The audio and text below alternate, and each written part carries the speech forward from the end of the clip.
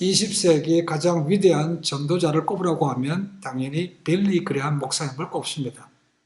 그가 기도했던 대로 정말 전 세계를 누리면서 넓은 큰 곳에서 하나님의 말씀을 마음껏 전했습니다. 그로 인해서 수많은 사람들이 주님께로 돌아왔습니다. 그렇지만 그렇게 하나님의 사역을 전담했던, 힘써 노력했던 목사님에게도 아픔이 있었습니다. 그 아픔은 뭐냐면 그 아들을 주님께로 인도하지 못한 것이었습니다. 그 아들이 프랭클린 그레함이었습니다. 젊었을 때 한참 히피족이 했던 것처럼 그는 폭주적이었습니다. 오토바이 타고 다니는 거죠. 그리고 알코올 중독자였습니다. 그렇지만 그 빌리 그레함 목사님 부부 늘 그 아들을 위해서 기도하면서 그 끈을 놓지 않았다는 거죠. 계속해서 연결하고 돌아오길 기다리면서 기도했습니다. 근데 어느 날 그 집을 나갔던 아들이 돌아왔습니다. 그런데 오래 있지 않고 또다시 집을 나갔습니다. 그러면서 이 글을 남겼다는 것이죠. 아버지는 나를 사랑할지 모르지만 하나님 아버지는 나를 용서하지 않을 거야. 그렇게 적어놨다는 것이죠. 그리고 전 세계를 여행하기 시작했습니다. 그러다가 늘 아버지께서 자기에게 말씀하셨던 성경에 나오는 그 예루살렘을 방문하게 됐습니다. 성경 말씀이 이제 눈에 보는 거죠. 마음이 닿기 시작합니다. 그리고 어느 날 그가 묵고 있는 호텔에서 서랍을 열더니 뭐가 있겠습니까? 성경책이 있더라는 거죠. 기도원 성경책이 있더라는 것입니다. 그래서 그 성경책을 폈습니다. 그 편 것이 로마서 8장 1절이었습니다. 그 1절을 받고 이 프랭클이 충격을 받았습니다. 뭐라고 써 있는가? 그러므로 누구든지 예수 안에 있는 자에게는 결코 정죄함이 없다는 말씀이었습니다. No condemnation. 그래서 느낀 것입니다. 내 아버지도 내 부모님도 나를 용서하시지만 하나님 아버지도 나를 사랑하시는구나, 나를 용서하시는구나. 그게 그때 깨달아졌다는 것입니다. 그래서 무릎을 꿇고 그 호텔에서 하나님, 제가 아버지께로 돌아갑니다 라고 헌신했습니다. 그리고 주님 앞에 돌아왔고 그의 인생을 전도자로 드리게 됐습니다. 그래서 흔히들 프랭클린 그레함을 갖다가 돌아온 탕자라고 부르기도 합니다. 그리고 저희는 안 하지만 제가 섬겼던 교회도 했습니다만 많은 교회에서 지금도 하고 있습니다. 크리스마스 때가 되면 슈박스라는 것을 합니다. 그 통에다가 애들 위해서 필요한 것들, 장난감이든 신발들, 옷을 넣어서 보냅니다. 저 그것을 시작한 사람이 프랭클린 그레함입니다. 부모가 목사라고, 부모가 전도자라고, 부모가 선교사라고, 부모가 직분자라고 해서 자녀들이 다 잘 믿는 것 아닙니다. 일단 반대로 부모가 무신론자고 다른 종교를 믿는다고 해서 그 자녀들 가운데 아무도 예수님을 안 믿는 것도 아닙니다. 분명한 것은 하나님께서 모두를 사랑하시고 모두에게 지금도 구원의 문을 열어놓으셨다는 사실입니다. 지금도 하늘 문이 활짝 열려 있습니다. 그렇죠?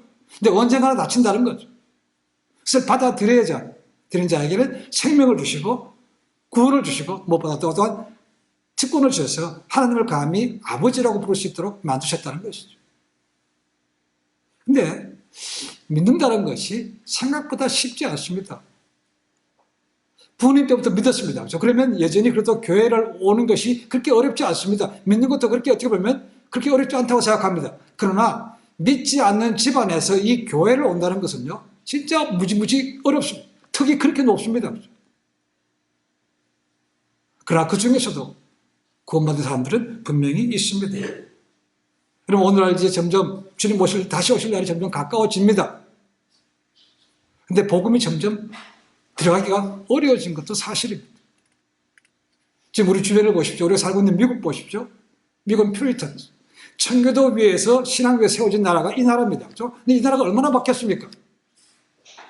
이제 15년도, 16년입니까? 오바마 때부터 바뀌기 시작해서 동성연애가 합법화됐습니다. 그렇죠? 연방대법원에서 판결이 났습니다. 그리고 점차 그 합법화가 된 주가 넓어져 가고 있는 것이고, 드롭도 마찬가지고 모든 것이 점점 넓어져 가고 있습니다. 이미 이런 나라가 됐습니다.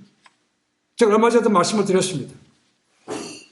10년 전입니다. 10년 전 미국의 개신교, 프로테스탄트입니다. 천주교 빼고 로마 카톨릭 빼고 천주교가 미국의 절반 이하로 떨어졌다고 얘기합니다. 10년 전입니다. 개신교만 따져서 50%가 안 된다는 얘기입니다. 많은 믿음의 사람들이 충격받았습니다. 아, 이제 미국도 이제 올 것이 왔구나라는 거죠. 거기에는 물론 흑백 관계없이 소수민족 관계없이 뭐 침례교, 장로교 이런 거 들어갔습니다. 몰몬 이런 걸 빼고 들어있습니다. 그리고 그 대신에 개신교회는 줄었지만 뭐가 늘어났겠습니까? 당연히 무종교, 안 믿는 사람들이 늘어났습니다. 그것이 2018년도에 탑을 찍었습니다. 26%가 미국 인구의 26%가 종교가 없다는 것입니다. 안 믿어, 관심이 없다는 것. 그래서 작년에 3% 떨어졌다고 했다고 얘기합니다. 아, 좀 떨어졌네. 안심됐다고 얘기합니다. 23% 떨어졌다는 거죠. 퓨 리서치에서는 그 사람들을 갖다가 unaffiliated group people이라고 얘기했습니다. 어디든지 끼지 못하는 그룹이라고 얘기를 했다는 거죠. 그리고 미주 기독일보가 작년에 밝힌 통계입니다. 특히 무종교인들이 젊은 층에서 늘어나고 있고 3분의 1이 이 층에 속한다고 얘기합니다. 전체가 23%라면 훨씬 더 많죠, 그죠? 3분의 1이 30대 미만의 청년들이라는 것입니다. 그러니까 젊은 사람들 점점 세상에 뺏기고 있다는 얘기죠. 그리고 10년 전 통계입니다. 이 무종교층 가운데에서 10명 중 6명은 자신들이 진보라고 얘기한다는 것입니다. 진보. 그리고 이들 가운데 낙태를 지지하는 사람들이 72%, 동성연애를 지지하는 사람들이 73%나 된다고 얘기합니다. 아마도 이 퍼센트는 점점점 더 들어갈 거라고 생각합니다. 더 커질 것입니다. 아마도 저는 생각하기에 이런 것들도 다 말세 때 나타나는 징조라고 생각합니다. 왜요? 낙태든 동성이든 이것은 하나님께서 가증히 여기는 것이라고 되어 있기 때문에 그렇습니다. 성경은 분명하게 이것은 하나님께서 가증히 여기는 것이라고 말씀하고 있음에도 불구하고 괜찮다는 거 아닙니까? 주님 오실 날이 점점 가까워지는 것은 마찬가지입니다. 점점 무종교층이 늘어난다는 것은 복음을 전하기가 그만큼 힘들어졌다는 것입니다. 어쩌면 믿었던 세대에서 다음 세대에 믿음을 넘겨주는 것을 점점 많이 실패하고 있다고 볼 수 있습니다. 미국도 그렇지만 한국도 마찬가지입니다. 한국은요, 벌써 몇 년 전 통계입니다. 캠퍼스의 대학생들의 복음 전도율이요 2%가 안 됩니다. 그러니까 캠퍼스에 가면 그런 믿는 사람들을 이제는 만나기조차 무지 어렵습니다. 어쩌면 그것이 부모 세대들이요 늘 얘기했던 대로 이루어진다고 볼 수 있습니다. 본인이 뭡니까? 야, 신앙은 대학교 가서 배워. 지금 너에게 중요한 것은 좋은 대학교 가는 거니까, 좋은 고등학교 가는 것이니까, 야, 예배 드리지 말고 학원 가, 주일. 이것이 결국 현실로 나타나는 것입니다. 학교에 가면 교육시키는 것이 인성교육은 거의 없습니다. 그렇죠? 영어 단어 하나 더 외우고 수학 공식 하나 풀고 누가 더 잘 푸는 것에 따라서 좋은 대학교 가면 그것이 됐다고 생각합니다. 그렇죠? 부모님이 좋은 대학교 보냈습니다. 부모께서 떠났습니다. 대학교 갔습니다. 그러면 신앙 좋아집니까? 그때부터 다시 신앙이 불붙기 시작합니까? 아닙니다. 다 씻고 없습니다. 정말 부모님 머리대로 니들이 원하는 대로 다 됐습니다. 그렇죠? 자기밖에 모르는 사람 만들었다는 거죠. 다 너 잘되라고 그래, 너 잘되라고 그랬지만 결국 그렇게 된 것이죠. 그러니까 그 자녀들이요, 조금 지나면 부모도 버립니다.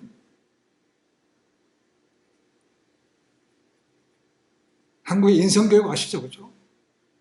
그리고 부모 세대에서 조금 더 좋은 대학교에 보내려고 자기의 지위와 특권을 이용해가지고 공문서도 위조합니다. 그죠? 인턴십도 위조합니다. 그러니까 그런 부모에 대해서 배워서 좋은 학교까지 뭘 배우겠습니까? 그들이 사회에 나가서 정말 다른 사람이 되겠습니까? 공의와 정의가 이루어지겠습니까? 하나님의 관점에서 볼 때 우리가 자녀들에게 물려줄 것은 물론 돈도 있으면 좋습니다. 줄 거 있으면 좋은 거죠. 그렇죠? 그러나 더 중요한 것은 신앙입니다. 신앙을 잃어버리면 하나님의 심판에서 누구도 예외가 아닙니다.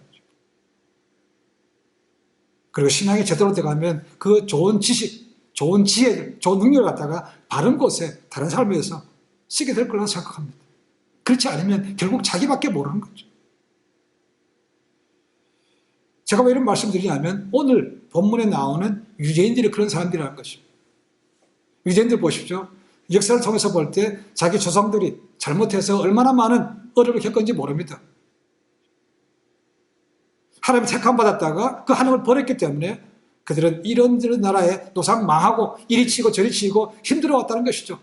근데 지금 자금 예수님 당시에 지금에 와서도 여전히 하나님의 말씀에 불순종하고 있다는 것. 그래서 오늘 말씀 보십시오. 37절에 얘기하죠.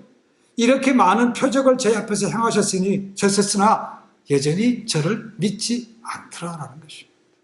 저를 믿지 않더라. 그래서 이미 말씀드렸습니다. 요한복음 1장 11절에 나옵니다. 비극 중에 하나죠. 그렇죠? 제가 자기 땅에 오매 자기 백성이 저를 영접지 아니하였더라고 되어 있습니다. 하나님께서 자기 땅에 오셨어요. 근데 자기 백성이 영접하지 않았다고 말씀하고 있다는 거죠. 그 비극이 계속해서 이어지고 있다는 것입니다. 분명히 안타까운 사실이죠. 어떻게 택함받은 백성들이 저렇게 무지할까? 저렇게 주면 받아들이지 않을까? 그런데 사도 요한은 이 모든 현실이 이미 구약에 예언된 말씀의 성취라고 말씀하고 있다는 것입니다. 많은 유대인들 오병이의 기적 봤습니다. 병 고치는 거 봤습니다. 그렇죠? 태어나면서부터 소경 때 눈을 뜨는 것도 봤습니다. 풍랑이 잠자리는 것도 봤습니다. 무엇보다도 죽었던 나사로 다시 살린 거 봤다는 거죠. 이런 것들은 하나님이 아니면 하나님께서 보내신 자가 아니면 할 수 없는 것이죠. 그죠? 근데 그것을 보고도 예수님을 메시아로 인정하지 않았다는 거죠. 이것이 예언의 성취라고 말씀하고 있다는 것이죠. 그것이 어디에 나왔다고 되어 있습니까? 구약에 이사야서라고 말씀하고 있습니다. 38절 말씀이. 그러면 구약 이사야서 어디에 나온가? 이사야서 53장 1절입니다. 정확하게 38절과 똑같습니다. 우리의 전한 것을 누가 믿었느뇨? 여호와의 팔이 네게 나타났느뇨? 라고 되어 있습니다. 자, 이사야서 53장은 우리가 잘 아는, 우리가 찌르면 그의 허물을 흘리면 쭉 나오는 것입니다. 이것은 고난받는 종에 대한 말씀입니다. 이미 앞으로 오실 메시아가 고난받는 것은 성경에 기록되어 있습니다. 그런데 이사야서에는 4번이나 그 종이 고난받는다라는 것이 나오고 있습니다. 가장 잘 아는 것이 53장이죠. 이게 분명히 써 있어요. 그죠? 그런데도 이들은 안 믿는다는 것입니다. 왜 안 믿습니까? 자기들이 주는 관점과 다른 것이죠. 그들이 믿는 메시아는 뭡니까? 다윗의 왕조로 힘이 있어야 된다는 거죠. 모세와 같이 뒤엎을 수 있는 막강한 힘도 있어야 된다는 것입니다. 권력도 있어야 돼요. 영원해야 된다는 것입니다. 그런데 어떻게 고난받을 수 있습니까? 어떻게 죽을 수 있습니까? 라는 거죠. 이건 말이 안 되는 거죠. 그러니까 믿을 수가 없다는 것입니다. 안타깝게도. 그렇지만 이것이 다 예언된 말씀이라고 요한은 말씀하고 있습니다. 그런데 재밌는 것은 요한이 지금 자기 동족이 이렇게 많은 것을 보고도 예수를 믿지 않는 것이 하나님 때문이라고 말하고 있습니다. 어디에 나오고 있는가? 다시 인용 40절 말씀이 어디에 나오는가? 이사야서 6장 9절 10절에 나와 있습니다. 제가 한번 이사야서 6장 9절 10절을 읽어보겠습니다. 여호와께서 가라사대 가서 이 백성에게 이르기를 너희가 듣기는 들어도 깨닫지 못할 것이요 보기는 보아도 알지 못하리라 하여 이 백성의 마음으로 둔하게 하며 그 귀가 막히고 눈이 감기게 하라. 염려컨대 그들이 눈으로 보고 귀로 듣고 마음으로 깨닫고 다시 돌아와서 고침을 받을까 하노라.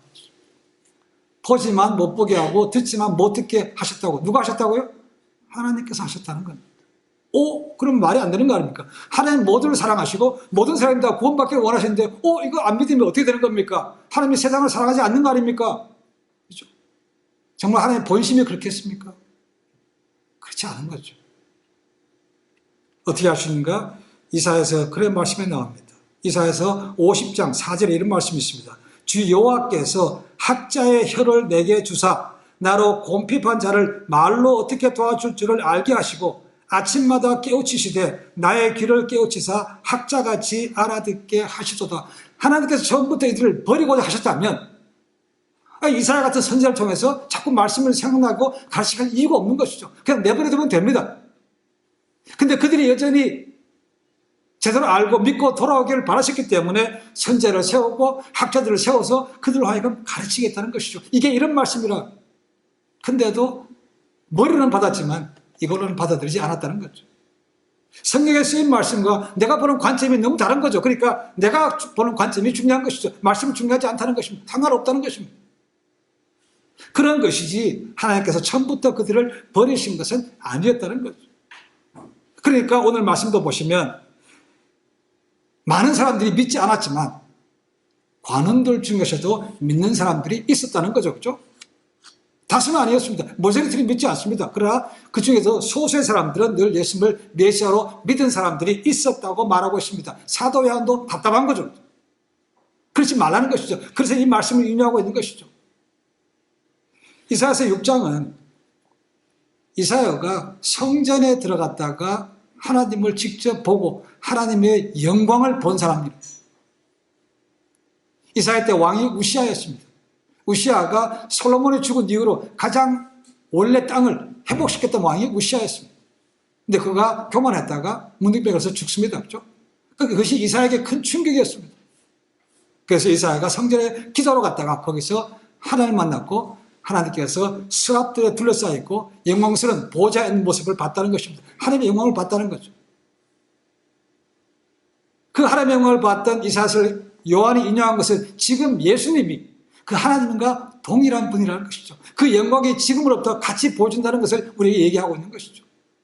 요한은 계속해서 얘기합니다. 주님이 하나님과 본질로는 동등한 하나님인 신성인 것을 우리에게 강조하고 있는 것이죠.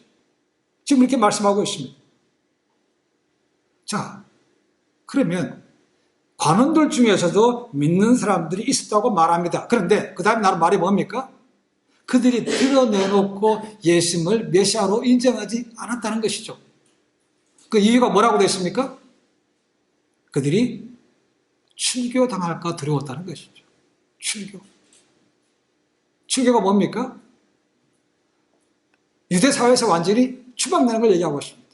영어로는 그냥 익스페리아 간다고 되어 있지만 유대인들로 본다면 굉장히 무서운 그런 징계라고 볼 수 있습니다. 제가 말씀드렸습니다. 그렇죠?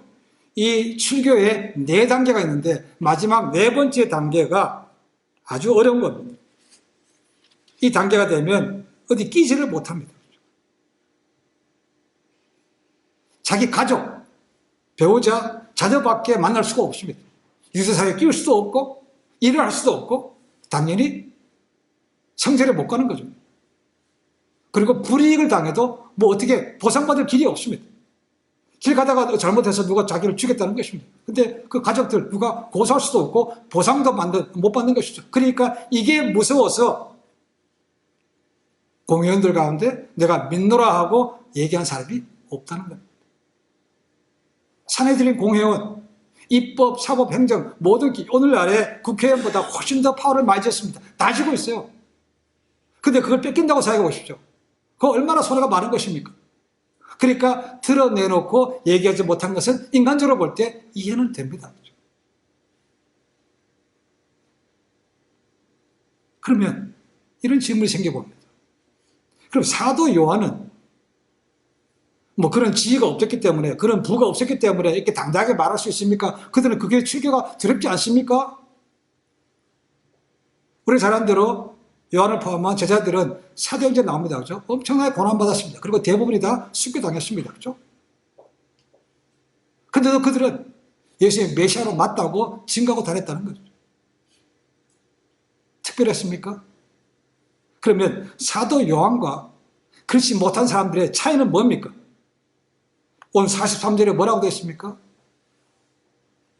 그들은 하나님의 영광보다 사람의 영광을 더 사랑했다고 말하고 있어요. 이 영광이라는 단어가 보면 여러 가지 뜻이 있습니다. 사람들로부터 평판을 받는다, 의견을 받는다, 인정받는다, 능력받는다고 했습니다. 이게 어프로벌이라고 되어 있습니다. favor. 사람들로부터 칭찬받는 것을 하나님께 칭찬받는 것보다 훨씬 더 좋았기 때문에 사람들이 두려워서 못했다는 겁니다. 어차피 우리도 그렇습니다. 그죠? 분명히 성경 말씀에 이거 하라, 이거 하지 말라고 되어 있어요. 근데 말 안 듣습니다. 내 편한 대로 합니다. 근데 누가 옆에서 수근수근 대면서 저렇게 하면 안 되는데 이렇게 하면 그거는 듣는다는 거죠. 이것이 본문에서 말하고 있는 하나님의 영광보다 사람의 영광을 더 사랑한 사람이라는 거죠. 그래서 그들은 믿지만 자기 믿음을 바깥으로 드러내지 않았다는 겁니다. 그러면 사도 요한은 그들보다 물론 믿음이 있으니까 잃어버릴 것이 많이 없으니까 그럴 수 있습니다. 그렇죠? 가진 것이 많을수록 잃어버린 것은 받아들이기 어렵습니다. 공회원들에 비해서 무슨 사도 요한이 권력을 가지는 것도 아니고 돈을 많은 것도 아니고 인기가 많은 것도 아닙니다. 그렇죠? 그러니까 할 수 있다고 생각하지만 더 중요한 것은 뭡니까? 그가 사람보다 하나님을 더 사랑했다는 거죠. 그러니까 할 수 있다는 것입니다. 또 한 가지는 사도 요한은 지금 눈앞에 있는 영광보다 앞으로 다가올 영광을 본 것이죠. 지금 눈앞에 있는 현실보다 우리가 가야 될 본향을 봤다는 것입니다. 그러니까 그것을 이겨낼 수 있다는 것입니다. 그럼 믿음이 뭡니까? 히브리서 11장 1절에 나오죠. 그렇죠? 믿음은 바라는 것들의 실상이요 보지 못하는 것들의 증거라는 것입니다. 멀리 있는 것 갖다가 지금 본다는 거죠. 그러니까 너희 하려면 해. 죽이려면 죽여. 나는 영원한 삶에 갈 거니까. 이렇게 해서 마음대로 자기의 믿음을 그대로 고백할 수 있다는 것입니다. 그렇지만 그게 확실하지 않은 사람은 지금 눈에 지금 가지고 있는 것밖에 못 보니까 그걸 잃어버리기 싫으니까 그런 고백을 나타날 수가 없는 거죠.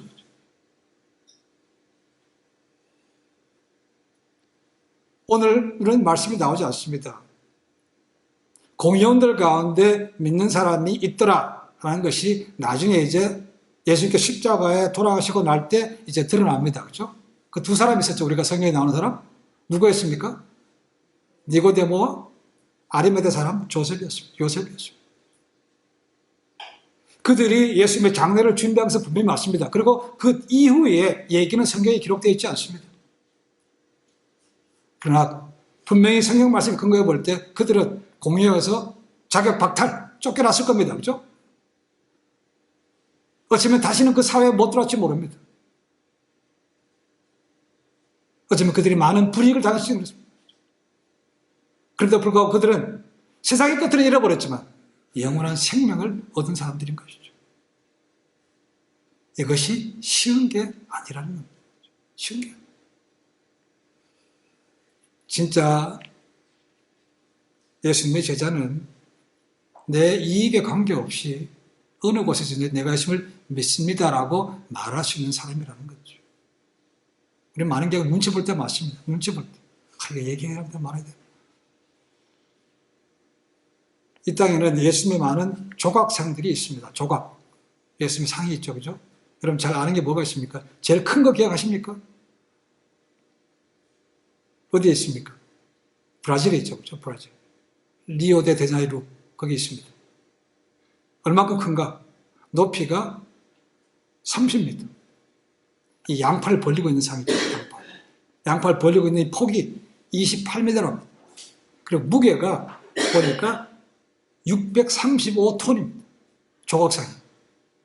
그리고 그것이 그냥 평지에 있는 것이 아니고 해발 700m, 얘기하면 2100feet 이상의 높이에 그것이 있다는 것이죠. 제일 큽니다. 조각상이. 그러니까 이걸 보려고 전 세계에서 매년 180만에서 200만 명이 이 조각상 보러 온답니다. 관광지입니다. 그런데 전문가들 사이에서는 이 조각상을 가장 멋있는 걸작품으로 꼽지 않는다는 겁니다. 이 사람은 잘 이름도 나오지 않아요. 윌드센이라는 사람이 만든 조각상이 있답니다. 그것이 전문가들은 가장 아름다운 조각상 예수님의 상이라고 얘기한다고 해요. 인터넷 찾아보니까 영화에는 나와 있습니다. 근데 인터넷 찾아보니까 이름은 나오는데 그 조각상은 나오지 않습니다. 아마도 그것마저도 그렇죠? 이 사람이 노했는지 모르지만 찾아볼 수가 없어요. 근데 이 사람을 평가가 가장 위대한 조각상이라고 평가한 다음에 프랑스 루브 박물관에서 오퍼가 들어왔습니다. 그래서 뭐냐 하면 또 다른 신상을 하나 만들어 달라는 거죠. 그것이 뭐냐? 비너스의 신상을 만들어 달라고 요청해 왔다는 것입니다. 그러니까 루브 박물관에서 이 사람의 실력을 인정하고 그런 것을 요청한다는 것은 본인에게 대해서는 굉장히 큰 명예입니다. 자기의 주가가 올라갈 수 있는 기회. 근데 이 사람이 한마디로 노 했죠. 노. 이유가 뭔가? 간단합니다. 이 손으로 지름의 그 신상을 만들었는데 이 손으로 또 어떻게 다른 신상을 만들 수 있는가라는 것입니다. 그래서 안 했다는 겁니다. 이 사람이 조각상을 만든 것은 자신의 신앙 고백이었다는 것이죠. 이렇게 그냥 예술적으로 작품이 아니라 자기의 신앙 고백을 통해서 만들었기 때문에 그 손으로는 또 다른 것을 만들 수가 없다라고 했다. 이런 마음이 정말로 사람들의 영광보다 하나님의 영광을 더 사랑하는 사람이 아닌가 하는 것입니다. 때로 우리가 살다 보면 여러 가지 많은 기록, 유혹의 설대가 참 많습니다. 이거 분명히 아닌 것도 알면서도 성경 말씀에 이거는 노라고 해야 되는데도 노하지 못할 때가 있다는 거죠. 왜요? 거기에 큰 이득권이 걸려있기 때문에 그렇습니다. 갈등 생기죠. 눈 한번 감으면 모른 척 외면하면 많은 불경화 누릴 수 있다는 것입니다. 그럴 때 노하기가 쉽겠습니까? 그거 안 하랍니다. 이게 어렵다는 겁니다. 근데 그걸 해야 된다는 거죠. 우리가 그렇게 갈등하면서 못하는 이유가 어디 있습니까? 예전에 우리는 현실만 바라보기 때문에 그렇습니다. 야, 이건 너무 큰 게 들어온다. 그러나 이 땅에서의 많은 큰 것들이 하나님 나라 갈 때는 아무것도 가져가지 못하는 거죠. 그렇죠? 이 땅에 그런 것 때문에 하나님 앞에 왔을 때 하나님의 칭찬도 인정도 못 받는다면 어떻게 하시겠습니까? 라는 거죠. 우리가 선택을 우리가 할 수 있습니다. 그러나 그 결과에 대해서 책임을 지는 것도 알아야 된다는 거죠. 이 땅에 사는 동안 짧은 기간 동안 그냥 좀 없고 말겠습니까? 아니면 영원한 세계에서 영원토록 하나님과 더불어 지내면서 칭찬과 큰 상급받는 삶을 살겠습니까? 그것이 보는 관점의 차이고 그것이 믿음의 차이라고 얘기했습니다. 눈을 들어 위를 볼 수 있어야 되는 거죠. 영원한 세계를 볼 수 있어야 되는 거죠. 지사들이 그렇게 고난받으면서 마지막까지 그렇게 한 것은 정말로 그들은 먼 미래를 보았기 때문에 그것이 가능한 거죠. 우리가 눈앞에 보는 미래, 가야 될 본향이 희미하면요, 내 믿음이 희미할수록 이런 유혹에서 쉽게 타협하고 쉽게 무너질 수밖에 없습니다. 저는 기도합니다. 하나님, 제가 그런 계획이 올 때라도 바른 길, 바른 선택하게 하옵소서 결심합니다. 여러분, 그래도요, 실제로 오면, 그런 기도 안 오지만 실제로 오면 고민합니다. 야, 딱 한 번인데, 딱 한 번. 얼마나 좋습니까? 딱 한 번. 남도 잘 모릅니다. 그렇죠? 이게 잘못하면요, 이렇게 생각합니다. 이거 하나님께서 놓는 건데, 잘못하면, 이야, 하나님께서 내게 기회를 주시나 보다. 좋게 생각하는 사람도 있다는 것입니다. 그 관점이 달라지는 것입니다. 하나님께서 내가 기도하셨더니 세상적인 것에게 복을 주시네? 아닙니다. 그죠? 아니에요. 매일매일이 그래서 주님과 동행하는 삶이 말씀 보고 기도하는 무장된 삶이 필요한 것이죠. 그렇게 해도 안 되는데 안 하면 그냥 여지없이 무너집니다. 핑계가 뭐가 없어요. 그죠? 그럼 당연히 이거 해야지라고 하는. 예수님께서 차지도 덥지도 않는 믿음에 대해서 경고하십니다. 경고하셨습니다. 계시록. 너희가 차든지 뜨겁든지 either way라는 것입니다. 근데 우리는 뜨뜻미지근하게 다 편하게 적당히 지을 때가 너무 많다는 것이죠. 예수님을 따르는 믿음은 세상도 우리가 가진 것보다 세상 것보다 훨씬 더 커야 바른 선택을 할 수 있습니다. 쉽지 않습니다. 그러나 훈련해야 됩니다. 때로는 실패할 수도 있지만 점점 나아져야 됩니다. 승리를 맛볼 수 있어야 이제는 어느 순간에 오르면 그때는 가차없이 이런 지하에 no, 안 됩니다라고 답할 수 있는 거죠. 오늘 이후 다시 한번 사람의 영광이 아니고 하나님의 영광을 먼저 바라보면서 이 땅에 사람의 칭찬과 인정이 아니고 하나님께서 칭찬받는, 하나님께서 인정하는 그런 삶을 바라보며 믿음의 길을 묵묵히 걸어가시는 그런 진짜 제자된 삶이 되시기를 주님을 간절히 축원해 드립니다. 기도하겠습니다.